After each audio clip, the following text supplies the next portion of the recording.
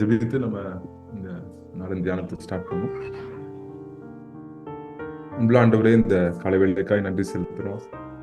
நாளிலும் கூட ஆண்டவரே, எங்களை ஒரு கூட்டமாய் நீர் அழைத்து வந்து உங்களுடைய வார்த்தைகளை தியானிக்கும்படி நீர் கிருபை பாராட்டிருக்கிறீர். அதுக்காய் நன்றி ஆண்டவரே. இந்த நாளுக்கு இருக்கிற உம்முடைய வசனங்களையும் உம்முடைய மன்னாவை ஆண்டவரே நாங்கள் எடுத்துக்கொண்டு அதை சாப்பிட்டு அதில் திருப்தி கொண்டு அதிலே ஆண்டவரே பலன் கொண்டு நாங்கள் வாழும்படி நீர் எங்களுக்கு கிருபை பாராட்டினோம்.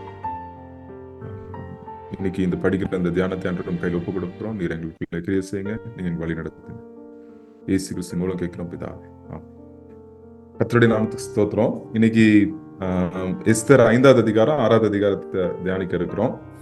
ஆல்ரெடி நீங்க முதல் 4 அதிகாரத்தை நீங்க பார்த்திருப்பீங்க. அதுல எப்படி வந்து என்ன பிரச்சனை எங்க அப்படின்றது நீங்க அறிஞ்சிருப்பீங்க. முக்கியமா என்னன்னா, யூதர்கள் எல்லாம் அழிக்கும்படி ஹாமான் அப்படின்ற ஒரு மனுஷன் வந்து புறப்படுறான். விசேஷமாய் எஸ்தரோட சகோதரர் மொர்தெகாய் வந்து இங்க வந்து அவளுக்கு சப்போர்ட்டா இருக்காரு. ஸோ அவருக்கு தெரிஞ்சிருது. அவர் வந்து என்ன சொல்றாரு, நம்ம இதுக்காக ஜெபிப்போம் அப்படின்னு வந்து அவர் வந்து ஆல்ரெடி ஜெபிச்சுட்டு இருக்காரு. பட் அதே நேரத்துல வந்து எஸ்தரும் வந்து என்ன சொல்றாங்க, நம்ம 3 நாள் எல்லாரும் ஜெபிப்போம், இரவு பகலும் ஜெபிப்போம், ஜெபிச்சுட்டு நான் ராஜாட்ட போறேன் அப்படின்னு எஸ்தர் சொல்வா. ஒருவேளை ராஜா வந்து என்னை ஏத்துக்கலன்னா நான் செத்தாலும் சாவுறேன் அப்படின்ற மாதிரி அவ வந்து ஒரு நோக்கத்தோட போறா. ஒரு பெரிய தைரியம் வருது அவளுக்கு. சாதாரணமா பாத்தீங்கன்னா, நம்ம ஜெபிக்கும் போது ஜெபத்துல வந்து ஆண்டவர் வந்து நம்மளுக்கு ஒரு தைரியத்தை கொடுப்பார். எல்லாம் ஆண்டவர்கிட்ட நம்ம சொல்லியிருப்போம், ஆண்டவர்கிட்ட ஒப்பு கொடுத்துருப்போம், நம்ம வாழ்க்கையை நம்ம சூழ்நிலை எல்லாம் ஒப்பு கொடுத்தும் போது ஆண்டவர் வந்து ஒரு பெரிய தைரியத்தை நம்ம வாழ்க்கையில கொடுப்பார். நிறைய இடத்துல பாக்குறோம் பைபிள்ல, எங்கெல்லாம் ஜெபிக்கிறாங்களோ ஜனங்க, ஜெபத்துக்கு அப்புறம் ஒரு தைரியம் இருக்கும். புதிய ஏற்பாட்டுல பாக்குறோம், அநேக அப்போஸ்தலர்ல பாக்குறோம் வந்து நம்ம அநேக போராட்டங்கள் இருந்துச்சு சபைக்கு. ஆனா எல்லாரும் போய் ஜெபிக்கிறாங்க. ஒன்னா ஜெபிக்கும் போது பரிசுத்தாவியானவர் அவங்க வந்து பரிசுத்தாவினாலும் தைரியத்தினாலும் நிரப்பப்பட்டாங்க அப்படின்னு போட்டிருக்கு. ஸோ அதே போல இங்க 3 நாள் ஜெபிக்கிறாங்க, இரவு பகலும் ஜெபிக்கிறாங்க, ஒரு தைரியம் கிடைக்குது. அந்த தைரியத்தோட வந்து எஸ்தர் இப்படி பேசுறா. ஏன்னா ராஜா முன்னாடி வந்து எல்லாரும் போக முடியாது.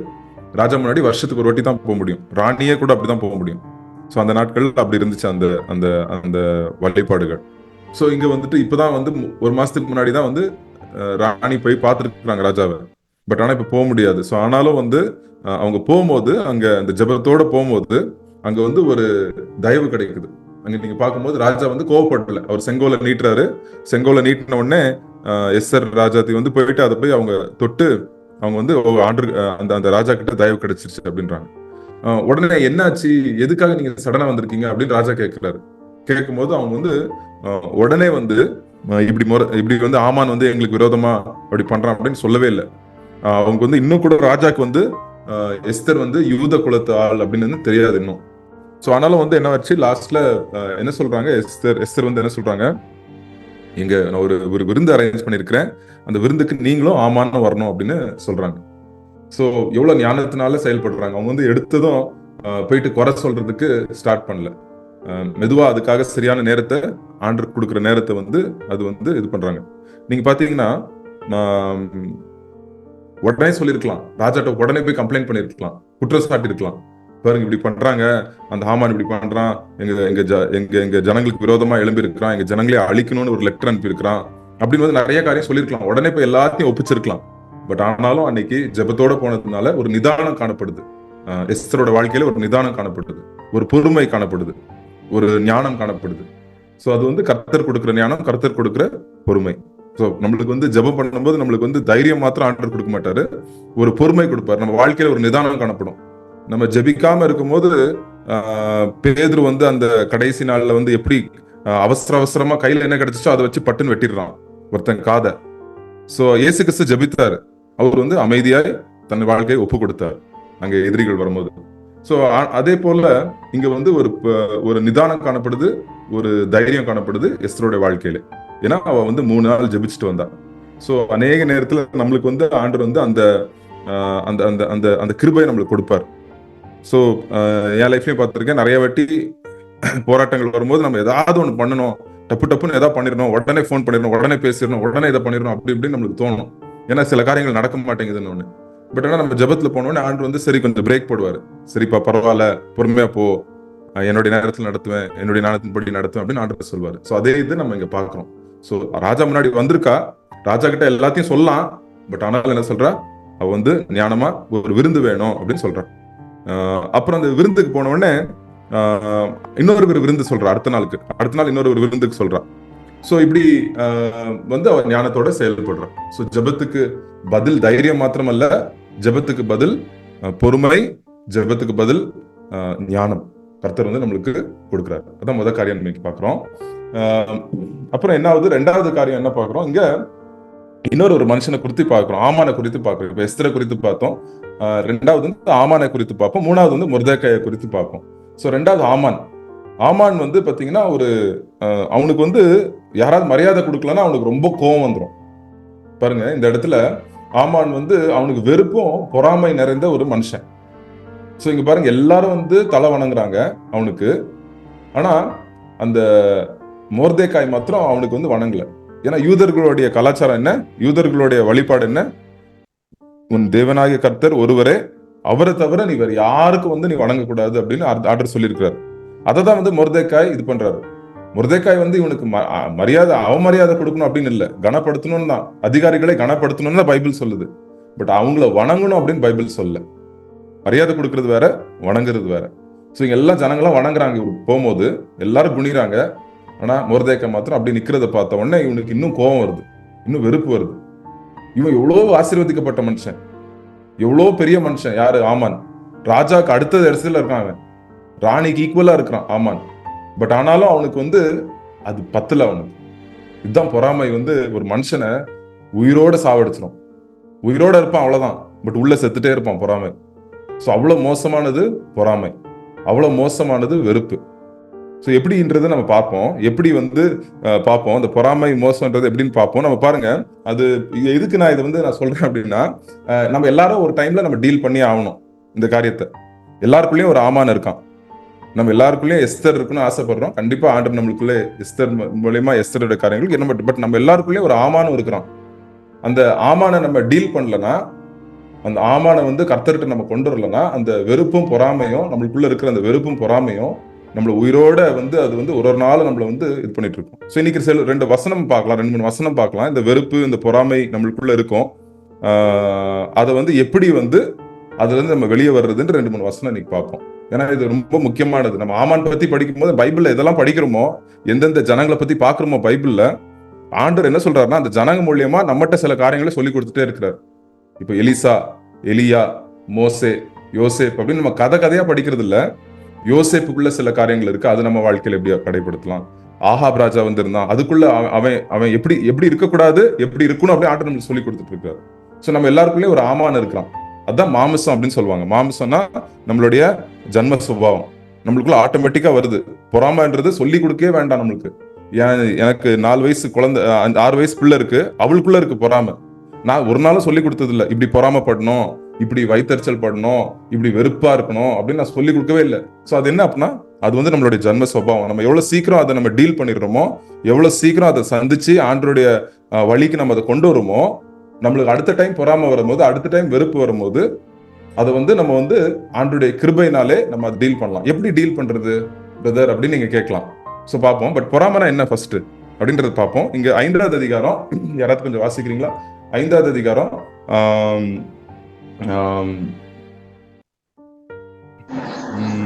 10வது வசனத்துல படிப்போம். அவன் பாக்குறான், இங்க வந்து நம்ம பாக்குறோம், இங்க வந்து அவன் நிக்க மாட்டேங்கிறான், அவனுக்கு வந்து வணங்க மாட்டேங்கிறான். யாரு? மொர்தெகாய்.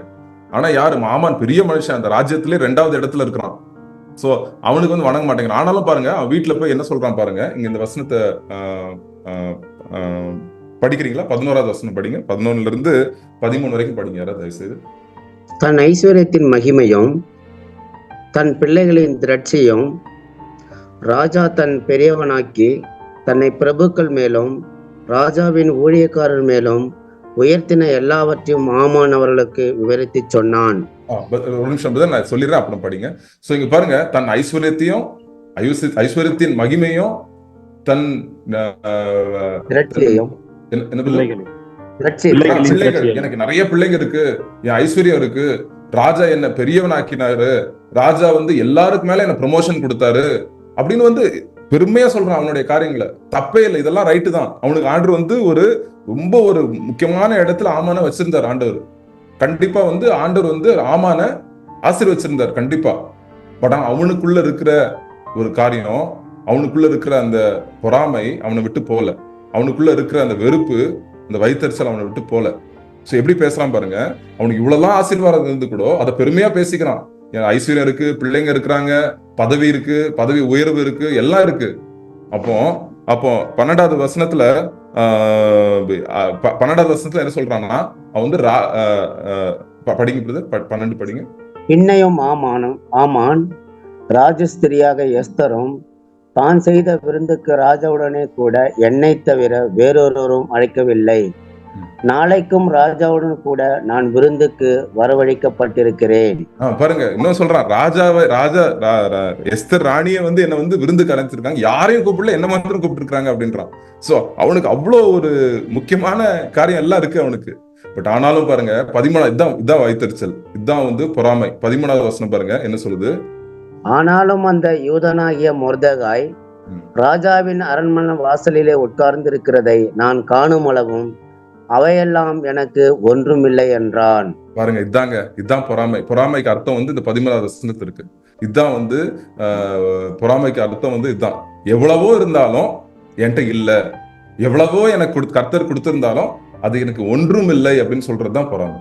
எனக்கு ஒண்ணும் இல்லை என் கையில, எனக்கு ஆசீர்வாதமே இல்ல, எனக்கு கர்த்தர் வந்து இது கொடுக்கல. ஏன்னா மத்தவன் என்னோட நல்லா இருக்கான், மத்தவன் எனக்கு மரியாதை கொடுக்க மாட்டேங்கிறான், அவன் என்னை பார்த்து இப்படி பேசிட்டான், எனக்கு இருக்கிற நல்ல காரியத்தை வந்து குறித்து எனக்கு யோசிக்கிறதுக்கு நேரமே இருக்காது. அந்த எவ்வளவு ஆசீர்வாதத்தை பார்த்து 11 12வது வசனத்துல அவ்வளவு காரியங்கள் இருக்கு. அவனுக்கு உலகத்துல தேவையான காரியம் எல்லாம் இருக்கு. பட் ஆனாலும் அப்படின்னு சொல்றான். ஆனாலும் அவனுக்கு வந்து எனக்கு வந்து அந்த இது இல்லை அப்படின்றான். சோ இதுதான் வந்து பொறாமை. சோ எப்படி வந்து நம்ம இந்த ஆமான் கூடிய காரியங்கள் நம்ம வாழ்க்கையில இருக்கலாம், அதை எப்படி நம்ம டீல் பண்றது, எப்படி வந்து நம்ம அதை வந்து நம்ம இது பண்றது, அதை வந்து பார்ப்போம். பார்த்துட்டு நம்ம வந்து இன்னைக்கு நம்ம இதை முடிச்சிடும். 2 வசனங்களை நம்ம இன்னைக்கு தியானிப்போம். ஸோ ஃபர்ஸ்ட் வந்து இங்க வந்து தாவீதுக்கும் இப்படி ஆகுது இந்த ப்ராப்ளம். தாவீதுக்கும் எதிரிகள் வந்து அப்படியே வந்து மேல மேல போயிட்டே இருக்கிறாங்க. எதிரிகள் மேல போ தாவீதுக்கு ரொம்ப பயமா இருந்துச்சு. ஒரு சைடுல அவனுக்கு கோபமா வருது, நான் கர்த்தருக்கு முன்னாடி நீதிமானா இருக்கிறேன், ஆனா இவன் பாத்தீங்கன்னா எல்லா எதிரிகள் எல்லாம் வந்து மேல போறாங்களே அப்படின்னு வந்து அவனுக்கு வந்து ஒரு குழப்பம் இருந்துச்சு. சோ நம்மளுக்கும் நிறைய வாட்டி இருக்கும். நிறைய பேர் கேட்பாங்க. அன்னைக்கு ஒரு நாள் ஒரு பிரதர் என்னாச்சு, அவர் சொன்னாரு, எனக்கு வந்து சம்பளம், நான் வேலைக்கு சேரும் போது என் கூட இன்னொருத்தன் வேலைக்கு சேர்ந்தான், என்னோட பாதி சம்பளம் அவனுக்கு, ஆனா ஒரு 10 வருஷம் ஆச்சு. அன்னைக்கு போன் பண்ணி கேட்டேன், என்னோட இப்போ 2 மடங்கு சம்பளம் வாங்குறான் அப்படின்னு சொன்னார் அவரு. அது கேட்ட உடனே எனக்கு 3 நாள் தூக்கமே வரல, எனக்கு தூக்கமே வரல, எனக்கு நிம்மதியே இல்லை 3 நாள், எனக்கு ஒரு மாதிரி ஆயிடுச்சு பிரதர், என்ன பண்ணனே தெரியல எனக்கு. அப்புறம் நான் அன்னைக்கு ஒரு நாள் சர்ச்சுக்கு போனேன், ஞாயிற்றுக்கிழமை சர்ச்சுக்கு போயிட்டு ஜோம் பண்ணிட்டு வரும்போது தான் எனக்கு அதுல இருந்து ஒரு விடுதலை வந்துச்சு அப்படின்னு சொன்னார். சோ இதே மாதிரி இந்த மனுஷன் மாத்திரம் இல்ல, இதே மாதிரி நிறைய பேர் இருக்கிறாங்க, நம்ம கூட இருக்கலாம். சில டைம் வந்து மத்தவங்களை பார்த்து நம்மளை ஒப்பிடும் போது நம்மளுக்குள்ள இருக்கிற ஆசீர்வாதத்தை நம்ம மறந்துடுவோம். இங்க ஆமானும் அப்படிதான். மற்றவர்களே பார்த்து கொண்டு இருக்கும்போது, மற்றவர்கள் கண்ணு முன்னாடி நான் பெரிய ஆளா இருக்கணும்ன்ற போது வந்து அதை வந்து மறந்துடும். பட் ஒரே ஒரு பதில் என்ன, அதுக்கு என்ன ஒரு விடுதலை அப்படின்னா, கர்த்தருக்கு முன்னாடி நம்ம வாழ்றது. 2 விதமான வாழ்க்கை உண்டு. கர்த்தருக்கு முன்னாடி வாழ்றது, மனுஷருக்கு முன்னாடி வாழ்றது. இங்க ஆமானுடைய வாழ்க்கை பாத்தீங்கன்னா மனுஷருக்கு முன்னாடி வாழ்றான். மனுஷருக்கு முன்னாடி மனுஷர்கிட்ட மேன்மையா இருக்கிறது கர்த்தருடைய பார்வையில அருவருப்பா இருக்கு அப்படின்னு போட்டிருக்கு வசனம். இயேசு கிறிஸ்து சொல்றாரு. சோ இங்க வந்து மனுஷன் முன்னாடி வாழ்றேனா, நானு கர்த்தர் முன்னாடி வாழ்றேனா, அதான் வந்து ஆண்டு நம்மகிட்ட எதிர்பார்க்கிறாரு. சோ நம்ம மனுஷன் முன்னாடி வாழும் போது நம்மளுக்கு மனுஷன் எவ்வளவுதான் கர்த்தர் நம்மளுக்கு ஆசீர்வாதங்கள் கொடுத்திருந்தாலும், குடும்பத்தை கொடுத்திருந்தாலும், நம்மளுக்கு வந்து ஆண்டு வந்து ஒரு வேலையை கொடுத்திருந்தாலும் அது நம்மளுக்கு போதாதுமா இருக்கும், ஆமான் போல. பட் ஆனா இங்க மொர்தெகாய் என்ற மனுஷன் கர்த்தருக்கு முன்னாடி வாழ்றான். கர்த்தருக்கு முன்னாடி கர்த்தருக்கு பயந்து வாழ்றான். அவன் வந்து மனுஷர்களை பத்தி, அவன் வந்து மனுஷர்களுக்கு முக்கியத்துவம் கொடுக்கல. அவன் மனுஷர்களை நேசித்தான், மனுஷர்களுக்காக அநேக காரியங்களை செஞ்சான், அது கடைசியில் நம்ம பார்ப்போம். பட் ஆனாலும் அவன் கர்த்தருக்கு முன்னாடி வாழ்ந்தான். சோ 2 விதமான வாழ்க்கை. ஆமான் மனுஷர்களுக்கு முன்பதாக வாழ்கிறான், மொர்தெகாய் கர்த்தருக்கு முன்பதாக வாழ்றான். சோ இந்த வசனம் என்னன்றதை பார்ப்போம். இங்க இது வந்து ஓகே, சங்கீதம் 73 இப்படி வந்து தாவீதுக்கு மனம் கசந்துருது. எல்லாம் தீமை செய்யறவங்க எல்லாம் பெருசாயிட்டே போறாங்க. அதனால பாருங்க, அதுக்கு பதில் என்னன்னு பார்ப்போம். 21வது வசனத்துல இருந்து படிங்க. சங்கீதம் 73:21 இங்க ஸ்கிரீன்ல கூட இருக்கு.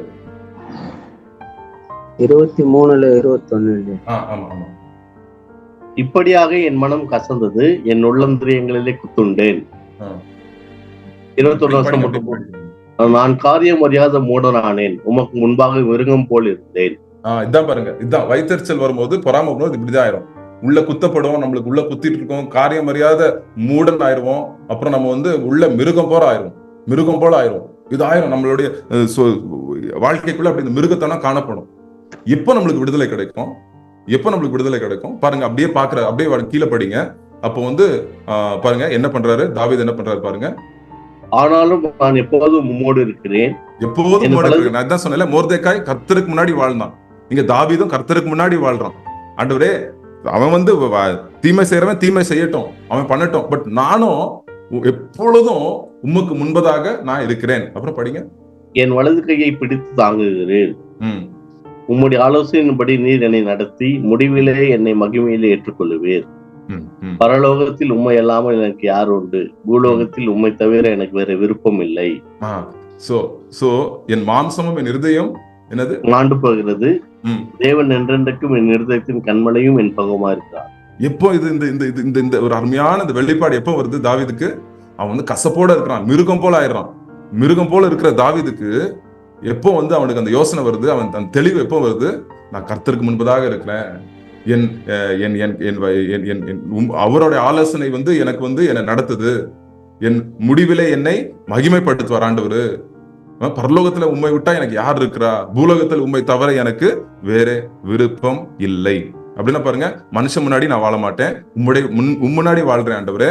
நான் பரலோகத்தின் காரியங்களை நான் இப்பவுமே தியானிச்சுட்டு இருக்கிறேன். எனக்கு ஒரு மகிமையான வாழ்க்கையை நீர் வைத்திருக்கிறீர், எனக்கு மகிமையில என்னை ஏற்றுக்கொள்வீர் அப்படின்னு வந்து அந்த தைரியம் வந்து எப்போ வருது?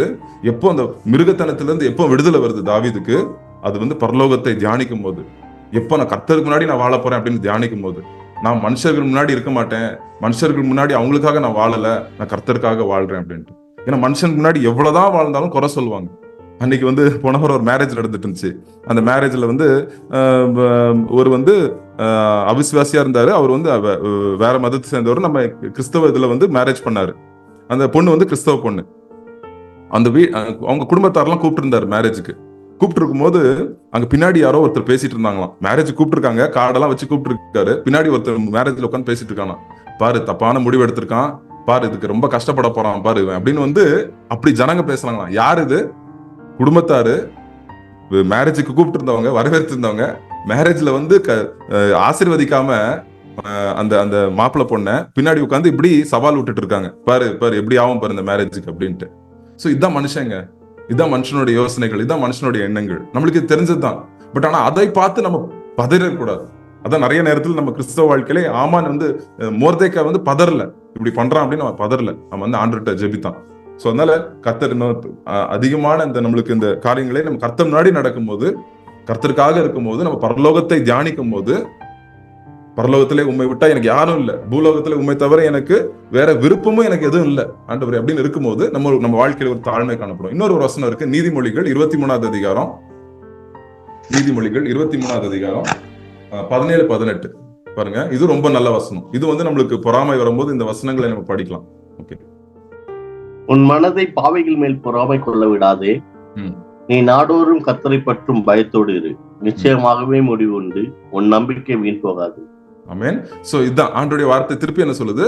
நம்ம பாவிகளை பார்க்கும்போது நம்மளுக்கு பொறாமை வந்துடும். ஏன்னா பாவிகள் ஒரு மாதிரி இருப்பாங்க, அநியாயம் செய்வாங்க. அவங்க செய்யற அநியாயத்தை வந்து அவங்க அதிகாரத்தை துஷ்பிரயோஜனம் பண்ணுவாங்க. அவங்க அநியாயம் பண்றாங்க, அவங்க வந்து என்னென்னமோ ஆண்டருக்கு விரோதமா பாவங்களை செய்யறாங்க. பட் ஆனாலும் நம்ம கண்ணுக்கு தெரியும், ஐயோ அவன் வந்து ஆனாலும் பெரிய ஆளாயிட்டானே, இப்படி ஆகுறேன் அப்படின்னு நம்ம கணக்கு போட ஆரம்பிச்சிருவோம். ஆண்டு சொல்ற கணக்கு போடாத, நீ கர்த்தருக்கு பயந்து நீ இரு, கர்த்தருக்கு முன்பதாக நீ பயந்து இரு, நிச்சயமாக உனக்கு முடிவு உண்டு, உன் நம்பிக்கை வீண் போகாது. சில டைம் ஆயிரும் நம்மளுக்கு, ஐயோ நான் நம்பிக்கை வீண் போகுது, நான் ஏசப்பாவை நம்பினது வந்து வேஸ்டா அப்படின்னு வந்து நிறைய வாலி பசங்க வாலி பிள்ளைங்க இந்த கேள்வி கேட்பாங்க. நான் வந்து இப்படி இருக்கிறேன், உண்மையா இருக்கிறேன், பட் என் வாழ்க்கையில இப்படி ஆக மாட்டேங்க, அவன் வந்து அவ்வளவு மோசம் பண்றான். பட் அப்படி இருக்கும். பட் ஆண்டுடைய வசனம் வந்து நம்மளுக்கு சாப்பாடு போல, ஆண்டுடைய வசனம் நம்மளுக்கு அது ஒரு தெளிவை கொடுக்கும். சோ உனக்கு நிச்சயமாய் முடிவு உண்டு, உன் நம்பிக்கை வீண் போவாது. அதான் ஆண்டவர் நம்மளுக்கு இன்னைக்கு சொல்றாரு. ஒருவேளை நம்ம வாழ்க்கையிலே நம்ம விசுவாசத்திலே நம்ம அப்படி இப்படி நம்ம பயந்தோரா இருக்கிறோமா, மற்றவர்களை பார்த்து நம்ம பயந்து இருக்கிறோமா, இன்னைக்கு ஆண்டவர் சொல்ற ஒரே காரியம், நீ எனக்கு முன்பதாக நட, மனுஷன் முன்பதாக நடக்காது அப்படின்னு ஆண்டவர் சொல்றாரு.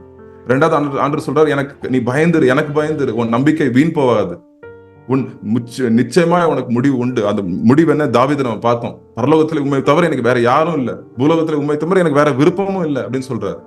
சோ இதான் ஆண்டவர் நம்மளுக்கு இந்த இந்த பொறாமையில இருந்து நம்மளுக்கு விடுதலை கொடுப்பார். கர்த்தர் நம்மளுக்கு கொடுத்த காரியங்களை நம்ம வைத்து முன்பதாக போறதுக்கு ஆண்டவர் நம்மளுக்கு விடுதலை கொடுப்பார். சோ அதான் இந்த ஆமான் போல அந்த சுபாவங்கள் நம்மளுக்குள்ள இருக்கு, எல்லாருக்குள்ளயும் இருக்கு. ஏன்னா என் குழந்தைக்குள்ள பாக்குறேன், எனக்குள்ள பாக்குறேன். சோ அதை நம்ம டீல் பண்ணலன்னா நம்ம அன்னைக்கு நம்மளுக்கு வந்து மிருகம் போல, நம்ம தாவீது போல மிருகம் போல நம்ம இருதயத்துக்குள்ளே போராட்டங்கள், பிரச்சனைகள் இருக்கும். சோ கடைசியா நம்ம என்ன பாக்குறோம், 6வது அதிகாரத்துல ஒரு காரியத்தை சொல்லிட்டு நான் முடிச்சிடறேன். அன்னைக்கு என்ன ஆகுது, இந்த அம்மா வந்து எஸ்தர் அம்மா வந்து எதுவும் சொல்ல ராஜாட்ட ஆமானை பத்தி. அப்புறம் ஆனாலும் பாருங்களேன், அன்னைக்கு 6வது அதிகாரத்துல நீங்க படிக்கும் போது நைட்டு தூக்கமே வரல அந்த ராஜாக்கு. எப்படி இது கர்த்தருடைய கரம்? அந்த ராணி ஒன்னும் சொல்லவே இல்லை. இவனை வந்து சாவடிக்கணும் அப்படின்னு வந்து அவன் வந்து இது தூக்கு இதெல்லாம் கெட்டி வச்சிருக்கான். இவன் யார மொர்தேக்காய அவன் குடும்பத்தை சாவடிக்கணும் அப்படின்னு வந்து தூக்கெல்லாம் ரெடி பண்ணி வச்சிருக்கான். இவன் யாரு? ஆமான். பட் ஆனா அடுத்த நாள் காலையில என்ன ஆகுது, ஒரு பயங்கரமான அற்புதம் நடக்குது. என்னதுன்னா, ராஜாக்கு தூக்கமே வர மாட்டேங்க அன்னைக்கு நைட்டு. அவர் வந்து சொல்றாரு, பழைய காரியங்கள்லாம் எடுத்து படி அப்படின்னு ஒரு புக்கை படிக்க சொல்றாரு. அந்த புக்கு படிக்கும் போது ஒரு டைம் என்ன பண்ணிருப்பான் மொர்தேக்காய், இது நீங்க ஆல்ரெடி பாத்திருப்பீங்க முதல் 2-3 அதிகாரத்துல. மொர்தேக்காய் ராஜாவோட வாழ்க்கையை காப்பாத்திருப்பான். ஏன்னா அவனுக்கு ராஜாவுக்கு விரோதமாய் 2-3 பேர் திட்டம் வச்சிருப்பாங்க கொல்லணும்னு. அதை போய் சொல்லியிருப்பான் எஸ்தர்ட்ட. அது சொன்னதுனால ராஜாவுக்கு வந்து விடுதலை ஆயிருக்கும். ராஜாவுக்கு வந்து ராஜா வாழ்க்கையை காப்பாத்திருப்பாங்க. அப்ப கேட்கிறான், என் வாழ்க்கையை காப்பாத்திருக்கான அப்ப ஒருத்தன் மொர்தேக்காய் என்ற மனுஷன், அவனுக்கு ஏதாவது நம்ம பரிசு கொடுத்தோமா அப்படின்னு கேட்கிறாரு. இல்லங்க, நம்ம பரிசே கொடுக்கலங்க அப்படின்வாங்க. உடனே அவனை வந்து என்னுடைய குதிரை மேல, ராஜ குதிரை மேல என்னுடைய வஸ்திரத்தை கொடுப்பாரு. அவருடைய ராஜாவோட வஸ்திரத்தை கொடுத்து மொர்தேக்காயை கனப்படுத்துவார் ஆண்டவர். ராஜாவோட குதிரையை கொடுத்து ஆண்டவர் கூட்டு போவார். யார் கூட்டு போறா இவனை சுத்தி பாருங்க. இப்போ யார் இது? ஆமான் வந்து அவனை வந்து ஊர்வலம் கூட்டு போறான். யார ஊர்வலம் கூட்டு போறான்? மொர்தேக்காய. இங்க ஆமான் வந்து கொல்லணும்னு நினைச்ச மொர்தேக்காய அவமானப்படுத்தணும்னு நினைச்ச மனுஷனை இப்ப பாருங்க, அதே மொர்தேக்காய் வந்து ஆமான் வந்து அவனுக்கு இஷ்டம் இருக்கோ இல்லையோ பட் ஊர்வலம் கூட்டு போறான். இதுதாங்க கர்த்தர் செயல், இது கர்த்தருடைய கரம். சோ இது வரைக்கும் எஸ்தர் வந்து ஜெபம் தான் செய்தா, இன்னும் கூட கம்ப்ளைண்டே பண்ணல. இன்னும் இவன் இந்த ஆமானுடைய குறித்து விரோதமா எதுவும் சொல்லவே இல்லை, வாயே திறக்கல இன்னும் ஆமான் பத்தி எஸ்தர். ஆனாலும் அந்த நேரத்துல வந்து கர்த்தர் இடைப்பட்டு கர்த்தர் என்ன பண்றாரு, அவமானத்திலிருந்து அவமதிப்பிலிருந்து கர்த்தர் வந்து ஒரு மரியாதையை, ஒரு கணத்தை வந்து மொர்தேக்காய் வாழ்க்கையிலே ஆண்டவர் வந்து கொடுக்கிறார். அது மாத்திரம் இல்ல, இங்க பாருங்க, மொர்தேக்காய் வந்து அவனுடைய பதவியை எதுக்கு யூஸ் பண்றான்? சொன்ன சுயத்துக்காக, சுய மரியாதைக்காக, தன் குடும்பத்துக்காக யூஸ் பண்றான். ஆனா இங்க மொர்தேக்காய் வந்து ஆண்டவர் வந்து உயர்த்திடுறாரு. யோசேப்பு போல மொர்தேக்காய் வந்து 2வது இடத்துக்கு போயிடுறான். அந்த ராஜா கீழே அவன் ஒருத்தன் தான். சோ 2வது இடத்துக்கு போயிடுறான் அந்த ராஜ்யத்துல. சோ அவனை வந்து அப்படி யோசேப்பு போல ஆண்டவர் வந்து மொர்தேக்காயையும் உயர்த்துறாரு. அவனை வந்து அவமானத்திலிருந்து அவனை ஒரு மரியாதையான ஸ்தலத்துக்கு ஆண்டு வந்து உயர்த்துறாரு. அந்த ராஜாவோட அரண்மனை வாசல்ல இருந்து அரண்மனைக்கு உள்ளேயே வந்து அவன் வரும்படி, வாழும்படி ஆண்டு வந்து கிருபை செய்யறார். சோ எப்படி நம்ம கர்த்தருக்கு பயந்து கர்த்தருக்கு முன்பதாக இருக்கும்போது நிச்சயமாய் முடிவு உண்டு, உன் நம்பிக்கை வீண் போகாது அப்படின்னு ஆண்டு சொல்றார். சோ அதை வந்து நம்ம முழுவதுமா நம்ம ஏற்றுக்கொள்வோம். நம்மளுக்குள்ள இருக்கிற ஆமானை வந்து நம்ம வந்து அதை வந்து சங்கரிச்சுட்டு ஆண்டவருடைய பிள்ளைகளாய் கர்த்தருக்கு முன்பதாக நம்ம வாழுவோம். கர்த்தர் நம்ம வாழ்க்கைக்கு நம்மளுடைய பரலோகத்துல வந்து நம்மளுக்கு ஆண்டரை தவிர வேற யாரும் இல்லை, பூலோகத்துல அவர் விருப்பம் வேற யாரும் இல்லை நம்மளுக்கு. அதே போல ஆண்டவர் நம்ம வாழ்க்கையை நடத்துவாரு. கர்த்தர் வந்து இந்த 3 காரியங்கள் நம்ம பார்த்தோம். எஸ்தர் பத்தி பார்த்தோம், அவருடைய ஞானத்தை ஆண்டவர் கொடுத்த தயவை பார்த்தோம். 2வது ஆமானை குறித்து பார்த்தோம், அவனுடைய வயிற்றுச்சலை பார்த்தோம். 3வது நம்ம மொர்தேக்காயை குறித்து பார்த்தோம், ஆண்டவர் வந்து எப்படியாக அவனை உயர்த்தினார் அப்படின்றத பார்த்தோம். ஸோ நீங்க 5வது அதிகாரம் 6வது அதிகாரம் படிங்க, இன்னும் ஆண்டவர் அநேக காரியங்களை உங்களுக்கு வெளிப்படுத்துவார். கர்த்தர் நம்மளோடு பேசுனதுக்காக நம்ம ஜெபிப்போம். அன்புள்ள ஆண்டவரே, இந்த நாளுக்காய் நன்றி செலுத்துறோம். நீர் ஆண்டவரே உங்களுடைய வசனங்கள் மூலியமா எங்களோட டெய்லி பேசுறதுக்காக நன்றி ஆண்டவரே. உங்களுடைய வசனங்கள் எங்களுக்கு பாதைக்கு தீபமும் எங்க வாழ்க்கைக்கு வெளிச்சமா இருக்கு, அதுக்காக நன்றி செலுத்துகிறோம். இந்த நாளும் கூட எங்களுக்கு பலப்படுத்துங்க, உங்களுடைய பரிசுத்த ஆவியினாலே நிரப்புங்க ஆண்டவரே. எங்களுக்கு பலன் வேண்டும், எங்களுக்கு ஆண்டவரே உங்களுடைய ஆவியானவருடைய அருள் வேண்டும். இந்த நாள்ல அநேக காரியங்களை நான் செய்ய போறோம், அநேக காரியங்களை பேச போறோம், அநேக முடிவுகளை எடுக்க போறோம். எல்லாத்துலயும் ஆண்டவரே உங்களுடைய ஞானம், உங்களுடைய பரிசுத்த ஆவியினுடைய வல்லமை எங்களுக்கு வேணும். அன்று அநேகர் ஊழியமும் செய்ய போறோம். அன்று நம்முடைய பலன் இல்லாம நாங்கள் ஊழியம் செய்ய முடியாது. அன்று எங்களை உங்களுடைய பலத்தினாலே முடிவு சுட்டுங்க. அன்று எங்க குடும்பங்களை உங்க கையில் ஒப்பு கொடுக்குறோம், பிள்ளைகளை ஒப்பு கொடுக்குறோம், எங்க வேலைகளை, தேவைகளை எல்லாத்தையும் ஒப்பு கொடுக்குறோம். நீர் பெரிய காரியங்களே செய்யுங்க ஆண்டவரே. நிச்சயமாய் முடிவு உண்டு, உன் நம்பிக்கை வீண் போவாதுன்னு சொல்லியிருக்கிறீங்க ஆண்டவரே. அதே வாக்கின்படி ஆண்டவரே எங்களை நீ நடத்தும்படி ஆண்டவரே, நீரே எங்களுடைய விருப்பம், உமக்கு முன்பதாக நாங்கள் வாழும்படி எங்களுக்கு கிருபை பாராட்டுங்க ஆண்டவரே. இன்னும் கூட ஆண்டவரே இதை நடத்துகிற பிரதர்ஸ் எல்லாரும் நீ ஆசீர்வதிங்க, வந்திருக்கிற ஒருத்தரையும் நீ ஆசீர்வதிங்க ஆண்டவரே. நீ பெரிய காரியங்களை செய்யுங்க. உங்களுடைய பிரச்சனத்திலேயே நாங்கள் எப்பவும் இருக்கு, நீர் எங்களுக்கு உதவி செய்யுங்க. எல்லாம் கையிலே ஒப்பு கொடுக்கிறோம். இயேசு கிறிஸ்துவின் மூலம் கேட்கிறோம் பிதாவே, ஆமென். ஆமென்.